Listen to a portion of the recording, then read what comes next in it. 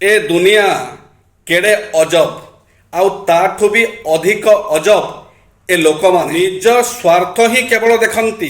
स्वार्थ थिले आपणଙ୍କୁ खोजिबे, आपणଙ୍କୁ मने पकेइबे, मीठा मीठा कथा कहिबे। स्वार्थ सरीगले आपणଙ୍କୁ अणदेखा करिबे, पादरे आड़ेकी चली जिबे। जेमिति सेमाने आपणଙ୍କୁ जानि नाहंती। बारे स्वार्थपर दुनिया।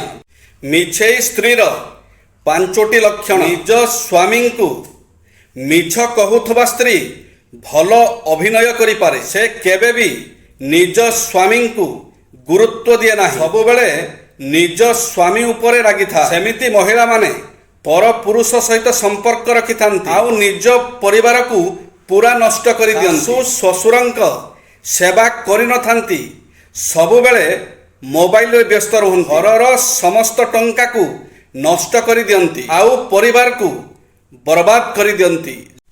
भल पाइबार व्याकुलता केवल से ही बुझी पारिबो जिए प्रकृत रे भल पाइबा माने कौन बुझीछि।